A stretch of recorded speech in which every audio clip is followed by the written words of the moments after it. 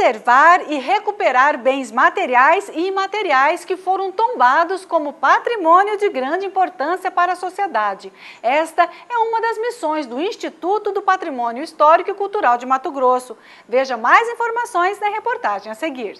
O Patrimônio Histórico e Cultural de Mato Grosso é um livro aberto para quem quer conhecer a história dos prédios, casarões e até da viola de coxo. A preservação desses bens é de responsabilidade dos proprietários e também dos órgãos municipal, estadual e federal, entre eles o Instituto do Patrimônio Histórico e Artístico Nacional, o IPHAN. O IPHAN, a sigla é Instituto do Patrimônio Histórico e Artístico Nacional, é uma autarquia federal ligada ao Ministério da Cultura e a gente tem por obrigação a proteção ao patrimônio cultural. O IPHAN também tem o dever de proteger os bens patrimoniais e esses bens são divididos em 3 categorias, conforme explica o superintendente. Uma é a proteção dos bens edificados com a figura jurídica do tombamento, que é a atuação mais antiga do IPHAN, que estruturou o IPHAN em 1937. Depois outra questão também é a questão da arqueologia. Todo empreendimento como centrais elétricas, estradas, abertura de loteamentos ou de lavouras, tem que ter um estudo arqueológico em que se prevê o salvamento, ou seja, a retirada dos sítios arqueológicos que serão impactados e medidas mitigadoras para aqueles que não serão. E mais recentemente tem a questão do patrimônio imaterial também, que são as manifestações da cultura intangível, imaterial, como se fala, e é o registro que se chama. Então, no caso de Mato Grosso, a gente tem a viola de coxo registrada como patrimônio cultural brasileiro. Do ponto de vista do tombamento, que é a figura mais tradicional, a gente tem tombado em Mato Grosso.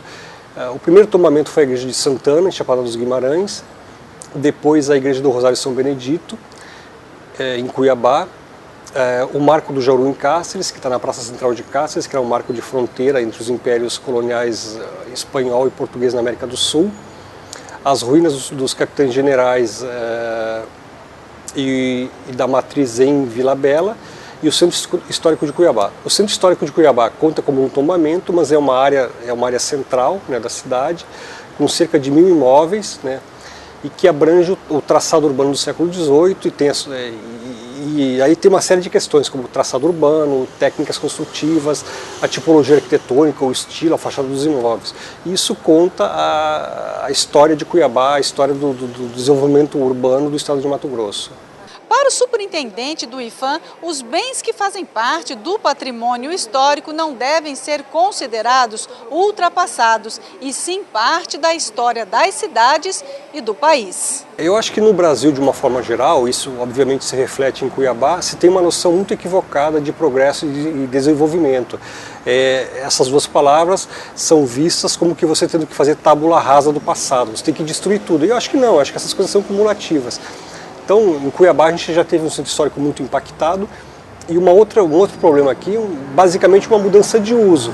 Essa área era residencial e hoje em dia ela é usada por comércio.